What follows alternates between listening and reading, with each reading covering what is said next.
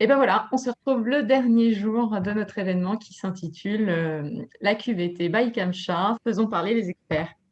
Et j'ai le plaisir de retrouver Diane Sacleux, notre partenaire de cet événement qui a duré toute cette semaine et encore ce soir d'ailleurs, voilà, en qualité d'accompagnatrice RH indépendante. Et puis on a également David Cassier, notre invité réflexologue plantaire. Bienvenue à tous les deux et merci d'avoir accepté mon invitation. Bonjour Merci à toi, Carole. Caroline. Bonjour David. Bonjour, bonjour. Et bon, on va commencer par les traditionnelles présentations. Je vais te laisser la parole, Diane. Oui, Carole, eh bien, écoute, moi je suis Diane Sacleux-Cavallini, comme tu l'as justement dit, et j'accompagne les TPE et PME sur toutes leurs problématiques RH d'une manière ponctuelle ou plutôt récurrente en tant que RH partagée. Et je suis Super. contente aujourd'hui parce que je vais découvrir un domaine d'activité que je ne connais pas et qui peut certainement être dupliqué dans l'entreprise en termes de QVT, pardon. Donc, j'ai hâte de voir ce que David va nous dire. Excellent. Eh bien, David, si tu peux te présenter rapidement. Oui, donc David Cassier, donc moi je suis réflexologue plantaire. Donc j'interviens en cabinet à côté de la place d'Arcière du Victor Hugo à Dijon. J'ai un autre cabinet en cryothérapie, en centre de cryothérapie à côté de Chalon-sur-Saône. Et j'interviens donc également aussi donc, en entreprise dans le cadre de la QVT. QVT qui veut dire qualité de vie au travail. Je le répète parce que tout le monde ne sait pas ce que veut dire la QVT. C'est vrai. Excellent. Eh bien, vous savez quoi? On va commencer. On va être entre nous pendant une petite demi-heure. Et puis, on va déjà nourrir notre curiosité, puisque, comme l'a dit justement Diane, elle ne connaît pas la réflexologie plantaire et je suis persuadée que d'autres personnes comme elle non plus. Donc, qu'est-ce que c'est que la réflexologie plantaire, David? Donc, comme le nom l'indique, là, moi je travaille en tout cas sur les pieds, puisqu'il y a plusieurs formes de réflexologie. Donc, mais bon, moi je suis spécialisé voilà, sur la voûte plantaire, un ensemble des pieds, 7200 terminaisons nerveuses au niveau de chacun de vos pieds, donc ce qui a fait quand même un endroit du corps très énervé, un des plus énervés du corps. Et c'est quand même votre premier moyen de locomotion tous les jours. C'est-à-dire que dès que vous vous mettez debout, la première chose que vous faites, vous sortez du lit, vous mettez sur vos pieds. Et pourtant, c'est la partie qui est la moins utilisée, enfin la moins soignée, on va dire, sur l'ensemble du corps. D'accord ? Énervé, on est d'accord, hein, ça veut dire qu'il y a des nerfs, pas parce que tes pieds sont énervés. Ah non, ils peuvent être énervés, mais Voilà. justement, on est là pour les détendre. D'accord ? Donc, en fait, la réflexologie, c'est quoi ? C'est une discipline qui fait partie des techniques naturelles. On va considérer qu'il y a la représentation du corps qui est miniaturisée sur l'ensemble des pieds. Donc, le pied droit représentant la partie droite du corps, le pied gauche, la partie gauche. Tout ce qui est par paire va se retrouver de chaque côté du pied. Et puis, donc, on va venir travailler sur l'ensemble du pied afin de pouvoir faire des points de pression. Donc, il va partir sur l'axe réflexe nerveux, envoyer un message en fait au niveau du cerveau qui va retransmettre l'information au reste du corps. Tout simplement. Voilà. Donc, point de pression, pouce, index principalement. Et donc la première chose, donc on va apporter en fait de la détente. Et donc, si tu disais pied droit, élément droit du corps, pied gauche, donc ça correspond quoi au cœur, je sais pas, moi, aux poumons, au foie, aux intestins, enfin, comment ça se passe? Donc, il y a une solution toute simple pour savoir, pour visualiser concrètement votre corps en fait au niveau du pied, c'est que quand tu vas regarder tes pieds, c'est comme si tu étais assise dedans. Donc, ce qui va être au niveau des orteils, ça va être la tête. Sur le dessus du pied, au niveau des métatarses, ça va être la cage thoracique. Juste en dessous, au niveau du torse, on va trouver la sangle abdominale. Sur le bord latéral interne du pied, on va voir tout ce qui va être colonne vertébrale. Dans les talons, tout ce qui est partie bassin. Et sur l'arrière du pied, on va descendre et on va trouver le dos et les différents organes. Donc, au niveau du coussinet, on va trouver les poumons. Et puis ensuite, on va descendre donc avec la partie cœur, le foie qui va se retrouver que sur le pied droit, la rate que sur le pied gauche. Et on va descendre ainsi de suite, le rein, les intestins grêles de chaque côté. Et voilà. Et on va descendre comme ça jusqu'au niveau du talon. Excellent, passionnant. Ça, c'est un bon moyen. Pardon. C'est vraiment un très bon moyen de retenir la projection du corps en fait, en se voyant en fait assis dans le pied. Donc, ça veut dire que par de la pratique physique, donc des appuis sur le pied, tu peux soit prévenir, soit guérir certains maux. Alors, il faut savoir que c'est une profession qui n'est pas médicale ni paramédicale. Donc, il y a des mots que je ne peux employer comme patient et guérir, puisque ça, c'est réservé vraiment au domaine strictement médical. Par contre, on va pouvoir vraiment avoir une intervention pour pouvoir soulager, apaiser et éventuellement parfois faire disparaître certains troubles. C'est plutôt D'accord. bien expliqué. Voilà. Il va de soi à partir du moment où c'est fonctionnel. Dès que c'est lésionnel, là, on a juste, on fait de l'accompagnement pour qu'il y ait moins de douleur. Typiquement, c'est ce que je dis, quelqu'un qui me voit parce qu'il vient de se casser le bras, c'est pas en venant travailler sur le pied qu'on va pouvoir ressouder l'os. Oui, Mais par contre, on va pouvoir intervenir au niveau musculo-squelettique pour pouvoir apaiser les tensions, donc qu'elles soient aussi bien au niveau nerveuse et tout ce qui va être en local au niveau musculaire. Et tout ça en travaillant que sur le pied. Ça paraît magique, moi. Quand je t'ai entendu la première fois, je dis non, mais c'est excellent, c'est super même. Alors, avançons un tout petit peu et pour encore plus nourrir notre curiosité, je crois que tu n'as pas toujours été réflexologue, David. Et non, non, pas du tout. Effectivement, moi j'ai un parcours un petit peu diversifié puisque j'ai d'abord été cuisinier et après j'ai été surtout 16 ans militaire. Voilà, j'ai été 16 ans dans l'aviation. Et puis, à un moment, je me sentais plus avec les valeurs pour lesquelles j'étais rentré. Donc, j'ai décidé de m'orienter différemment. Je suis parti plutôt dans des techniques manuelles bien-être. Et puis, rapidement, en fait, c'est en travaillant sur les gens et ils me disaient, dès que vous me touchez les pieds, ça me fait vraiment du bien. Et c'est de là que j'ai pris la décision de creuser un petit peu ce qui pouvait être fait et de commencer, du coup, les premières formations pour me spécialiser en tant que réflexologue. Donc, une première formation, s'en est suivie d'une autre, et puis après, régulièrement, je fais des formations, on va dire, complémentaires pour me maintenir à niveau, et sur d'autres techniques, comme par exemple les TOP, donc je fais aussi de la préparation mentale, que j'intègre à ma technique de réflexologie plantaire. Alors, ça fait partie justement.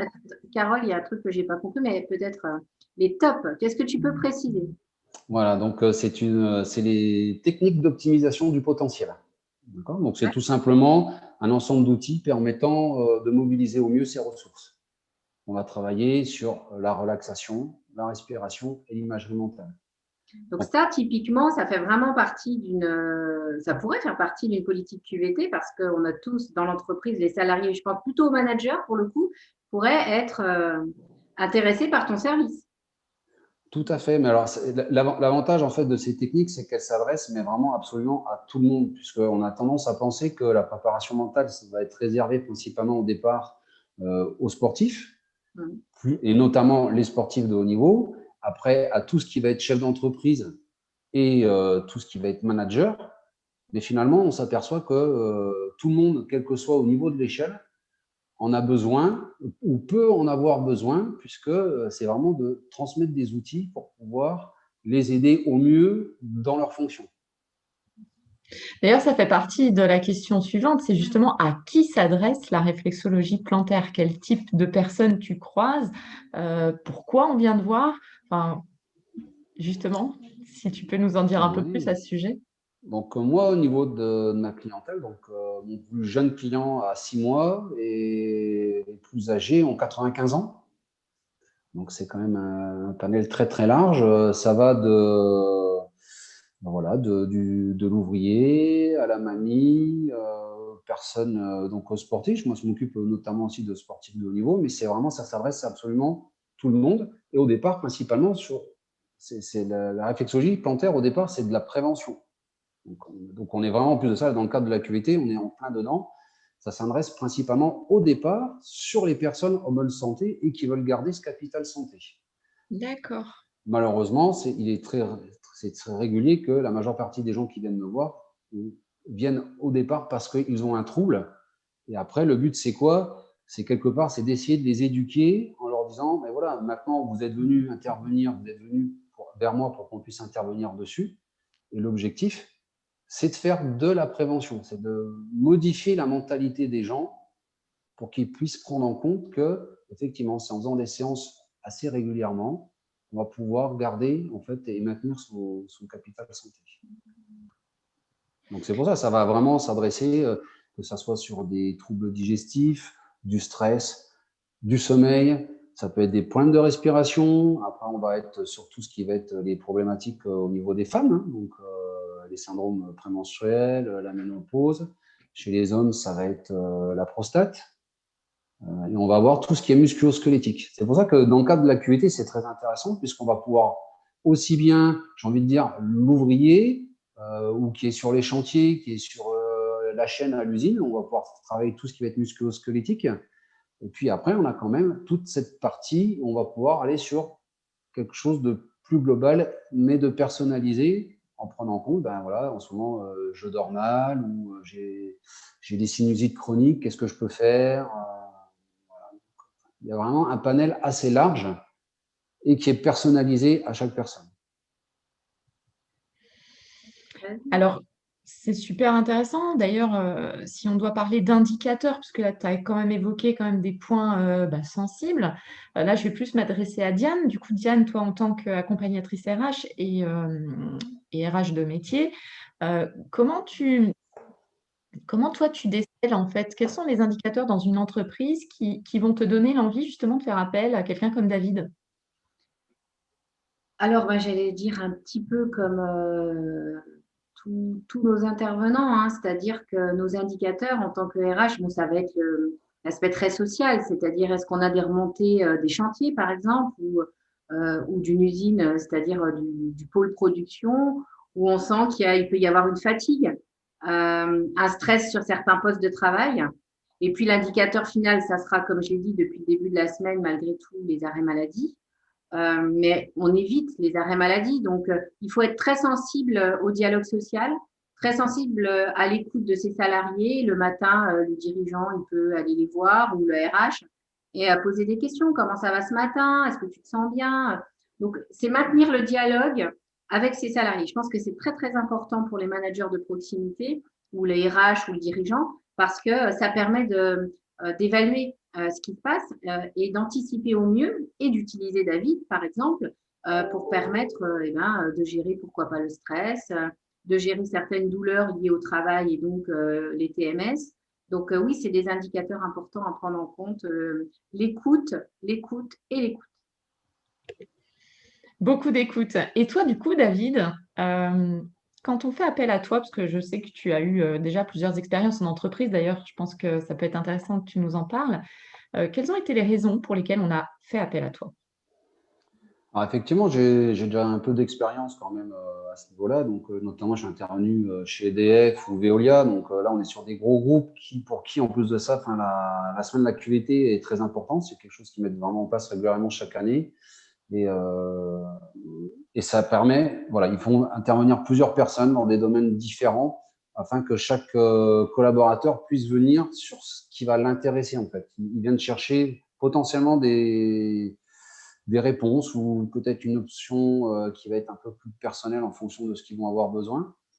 Et puis après, j'ai des entreprises beaucoup plus locales, hein, que ce soit sur le bassin dijonnais ou chalonnais, sur lesquelles j'interviens. Donc, bien souvent, au départ, ça peut être une porte d'entrée en faisant un atelier.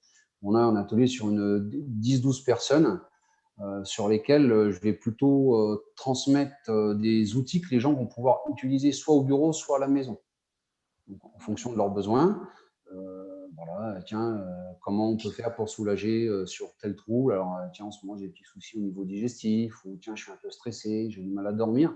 Donc, le but est de leur donner des outils qui vont pouvoir vraiment prendre et utiliser tous les jours, à n'importe quel moment, pour pouvoir avoir vraiment cette autonomie. Le but, c'est vraiment de les rendre autonomes avec leur santé.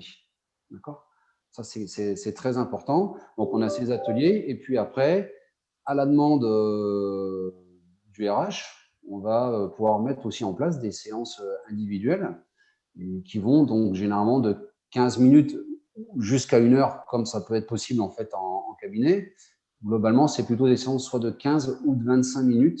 L'avantage de la séance de 25 minutes, c'est que je vais pouvoir personnaliser la séance. C'est-à-dire que le collaborateur va venir, je vais pouvoir m'occuper de lui pendant 25 minutes et quand il va venir, il va me dire, ben voilà, moi en ce moment, j'ai telle problématique, j'ai tel trouble et je vais pouvoir orienter la séance spécifiquement dessus. Sur des séances plus courtes, on va être sur de la détente générale. Et ça, après, c'est vraiment l'orientation choisie au niveau RH, où ils vont se dire, ben, je veux passer plus de collaborateurs ou je veux vraiment qu'ils soient pris en compte. Et là, pour le coup, j'ai fait un travail spécifique. Ça peut être typiquement, ben voilà, en ce moment, j'ai du mal à dormir, on a les problèmes digestifs, je suis stressé parce qu'effectivement, j'ai trop longtemps à la maison, soucis avec les enfants. Là, on va venir prendre en compte. Et il y a la pratique, enfin la partie vraiment manuelle où on vient intervenir, se toucher. Et puis il y a toute cette partie d'écoute où aussi la personne va pouvoir s'exprimer. Et c'est là que c'est intéressant de pouvoir après vraiment mixer, intégrer réflexologie et les TOP. Carole, j'avais une petite question. Et concrètement, en fait, comment tu mets en place ça dans les entreprises? Est-ce qu'il te faut une pièce particulière? Parce qu'on sait que des fois, ça peut être un frein dans la QVT de mettre en place des actions comme la réflexologie ou des activités plus sportives. Est-ce que tu as besoin de beaucoup de matériel, d'un endroit spécial? Est-ce que l'entreprise peut facilement faire appel à toi ou tu fais dans ton cabinet? Comment tu t'organises? Alors, très souvent, je me déplace dans l'entreprise, donc c'est moi qui apporte mon matériel, que ce soit pour l'atelier, j'apporte même les sièges et tout ce qui va avec. Quand on est sur les séances individuelles collaborateurs, j'apporte un fauteuil avec tout ce qu'il faut. Donc, pour une séance individuelle à l'entreprise, une pièce de, allez, on va dire 9-10 mètres carrés, ça suffit, ou ça peut être même, des fois, ça est déjà arrivé, en fait, généralement, ils n'ont pas forcément un lieu dédié à ça, mais on peut se retrouver dans la salle de réunion. La salle de réunion qui, entre, par exemple, midi et 2 n'est pas utilisée. Hop, on va pouvoir se mettre dans un coin, on sait qu'on n'est pas embêté, la personne va pouvoir parler en sachant qu'elle ne sera pas écoutée par l'extérieur. Et puis après, par contre, quand on est sur des ateliers, là, il faut plutôt au moins 30 mètres carrés, voilà, qu'il puisse y avoir un petit peu d'espace. Et puis bon, surtout, on peut de ça avec la dernière année écoulée, où on fait attention avec la distanciation sociale. 30 mètres carrés pour, on va dire, 10-12 personnes. Et puis sinon, une petite pièce. Voilà, c'est même possible. Je suis même déjà intervenu dans certaines entreprises directement dans le local de l'infirmière du travail qui est sur place, puisque du coup, généralement, elle a une pièce qui est dédiée. Et moi, je peux travailler directement dans cette pièce. Oui, donc c'est très, très facile. En fait, il faut juste une petite pièce qui soit confidentielle. En fait. Exactement, voilà. Le but, c'est vraiment que la personne puisse se sentir en fait à l'aise et savoir qu'elle ne va pas être écoutée. Et typiquement, effectivement, comme tu disais tout à l'heure, qu'il puisse y avoir éventuellement le RH ou le manager qui va être juste derrière. Parce qu'après, moi, tout ce qui se dit en séance reste en séance. Après, moi, quand on me demande un compte rendu, je veux dire, voilà, j'ai eu tant de personnes, ça s'est bien passé. Par contre, après, tout ce qui se dit dans la séance, ça reste entre la personne et moi. Oui. Et tu vois ça, Carole, c'est très important dans les entreprises, c'est que quand il y a des intervenants extérieurs, qu'il n'y ait pas finalement un mélange des genres sur, je donne du bien-être à mes salariés, mais en même temps, il y a une très grande confidentialité qui doit exister, parce que sinon les salariés n'iront pas spontanément vers les intervenants parce qu'ils auront peur que ce soit finalement des actions qui se retournent à un moment donné contre eux. Donc, il faut que ça soit très bien préparé dans l'entreprise, cette mise en place d'intervenants, pour justement que cette confidentialité soit préservée.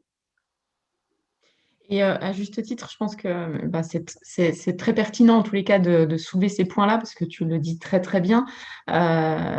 Mais tu l'as dit aussi lors d'une autre intervention, Diane, c'est qu'à un moment donné, je ne sais plus si c'était Olivier lundi, qui disait qu'il pouvait y avoir justement le fait de libérer la parole, pas forcément avec son supérieur, sa hiérarchie, voilà, mais avec une tierce personne.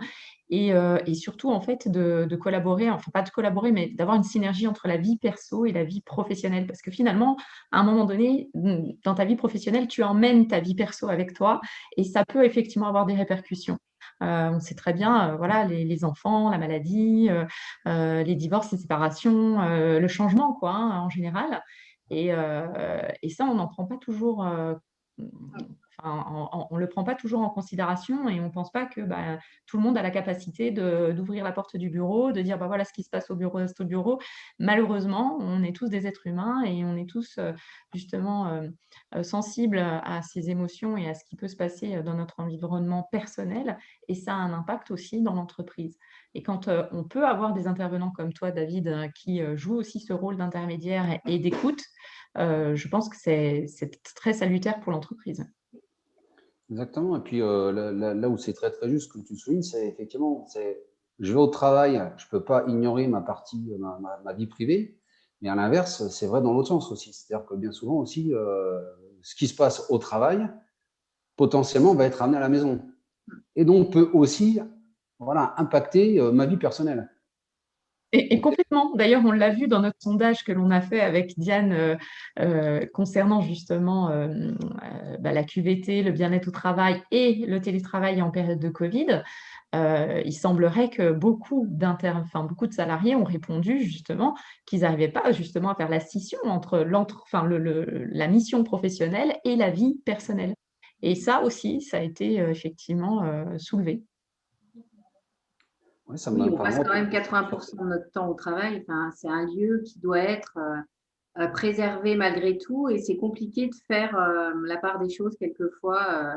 On dit on laisse le travail au pied de la maison, mais l'entreprise, on laisse au pied ses affaires personnelles au pied de l'entreprise. C'est très, très compliqué. Ça a un impact nécessairement, d'où la nécessité de communiquer et d'écouter. Ouais. Alors avant de partir sur, notre, dernier sujet qui est notre, minute conseil, il faut quand même rappeler que David, toi, tu as une activité de comment on appelle ça? Heu, médecine douce? Tout à fait. Hein, voilà. Et que parfois, on a aussi la chance d'avoir des mutuelles, même en entreprise, qui vont prendre en charge une partie de ces médecines. Et ça aussi, je pense que quand on parle de qualité de vie au travail, on parle aussi de bien-être au travail. Et ça peut faire partie des objets, en tous les cas, des conseils, même si c'est pas celle que l'on va voir en fin de message, mais que toi, ta pratique peut être prise en charge par la mutuelle. Tout à fait, effectivement. Donc, moi, de toute façon, il y a une facture qui est. Alors, dans le cadre où j'interviens en QVT entreprise, C'est c'est. pas le même budget. Oui, et puis généralement, du coup, moi, à chaque fois, c'est l'entreprise qui me rémunère, et ce qui fait que c'est gratuit pour le salarié. Mais effectivement, après, moi, quand les personnes viennent au cabinet, je leur donne après une facture pour qu'ils puissent transmettre aux mutuelles, puisque plus les mutuelles recevront de factures, plus ils seront obligés de prendre en compte que leurs clients, puisqu'il ne faut pas oublier que nous sommes clients du coup des mutuelles, utilisent des techniques complémentaires à la médecine traditionnelle et qu'il y en a qui prennent en charge très très bien. Je pense notamment à, je vais la citer, c'est la mutuelle ProBTP qui, par rapport à ça, est vraiment très très bien. Vraiment très très. Et après, on pourrait même, ça peut être un sujet qui pourrait être soulevé au niveau RH aussi d'ailleurs.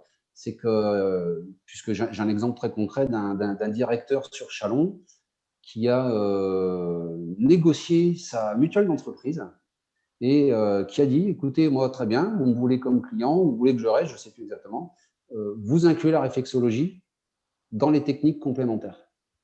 Et la mutuelle a rajouté dans les conditions réflexologie plantaire qui sont remboursées.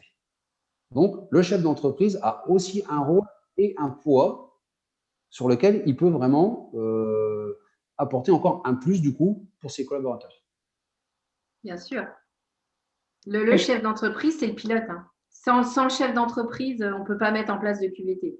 Donc, et on ne peut pas mettre des interventions comme les tiennes, ça c'est sûr. Mais c'est vrai que la négociation avec les mutuelles, tu as raison, c'est primordial parce que les mutuelles, elles sont obligatoires maintenant dans les entreprises depuis 2016. Et finalement, autant les négocier. Hein. Il y a plein de mutuelles qui existent sur le marché. Donc, réintégrer des médecines douces, je trouve que c'est vraiment une démarche pour le coup pour les salariés et qui se développe de plus en plus. En plus, ces médecines douces, c'est vraiment, ça rentre vraiment dans les conditions de travail du coup dans la QVT. Eh ben, écoutez, en tous les cas, j'étais ravie de faire tous ces échanges avec vous et justement, on va rentrer dans cette minute conseil. puisque on aime bien conclure en fait nos interventions par le petit conseil. Il s'avère justement que lors de notre sondage, qui était dédié aux salariés, tous statuts confondus, que 43,8 de nos salariés saturent, voilà, ils ont une pression qui sont liées à la charge mentale. Alors, j'aimerais savoir si vous avez des suggestions, Diane, peut-être nous répéter qu'effectivement, l'écoute, mais peut-être que tu as encore d'autres choses à nous apporter. Et puis David, je te laisserai également la parole. On ne sait jamais si tu as 2-3 petits trucs qu'on pourrait faire chez soi, ça peut être sympa. Alors, la fameuse charge mentale. La charge mentale qu'on peut d'ailleurs avoir dans notre vie privée. Donc, il y a double charge mentale. C'est très compliqué la charge mentale à déceler dans l'entreprise. Et donc, c'est vrai que via un questionnaire, ça permet de visualiser quand même. Tu as dit 48%. 43,8%. 43,8%, j'avais retenu 8, ok. Donc 44% quand même de salariés, c'est beaucoup, qui disent avoir une charge mentale. Alors la charge mentale, c'est quoi? C'est la surcharge de travail. C'est faire plusieurs choses à la fois. C'est être à la fois aussi à penser à sa vie privée où j'ai beaucoup de choses à organiser et dans mon travail où tout se mélange et j'ai beaucoup aussi de tâches à faire. Donc la charge mentale, ça va être de faire des pauses, d'organiser des pauses pour qu'on puisse, on l'a vu hier, hein, se décontracter, se lever une fois toutes les 55 minutes. Oui, bien. T'as vu, je retiens. Et puis faire des petits exercices de respiration, déconnecter en fait, ou aller dehors si on a la possibilité d'aller dehors. Pas fumer évidemment parce que c'est pas bon pour la santé, mais au moins s'aérer l'esprit. La charge mentale, ça permet aussi du coup de redevenir avec un surplein d'énergie. Et moi, je dirais c'est le petit conseil que je peux donner. Et puis avoir dans le cadre de l'entreprise, eh bien tous les ateliers qu'on a vus cette semaine, Carole, notamment donc avec David, que le chef d'entreprise puisse mettre en place des moments de bien-être, de détente, qui en plus vont permettre aussi de se sentir bien sur sa santé, peut-être d'améliorer notre fonctionnement interne. Donc, ce n'est que plus. Donc, c'est vraiment se préserver des moments à soi et essayer de déconnecter. Le fameux droit à la déconnexion. Même pendant l'été, même pendant les vacances, même pendant les week-ends. Plus de mails. On s'arrête le vendredi soir, on renvoie des mails le lundi. Je l'ai déjà dit, mais tout ça, ça fait partie de la charge mentale. Et il faut pouvoir avoir ces moments de déconnexion. Le droit à la déconnexion, je crois que j'ai bien retenu ça. Et toi, David, alors, quels sont tes conseils à toi, justement, pour améliorer ça et puis peut-être justement diluer cette charge mentale qui parfois pèse? Alors, je précise, souvent, elle concerne quand même à plus de 60% les femmes, Oui. malheureusement. La double charge mentale, Carole. Souvent, souvent. Alors même si on sait très bien qu'il y a des hommes aussi qui sont papas, qui gèrent tout seuls leurs enfants, mais quand effectivement on est maman, on a effectivement cette organisation qui pullule, hein, et que l'on doit gérer. Surtout en plus avec la double charge chef d'entreprise et parent.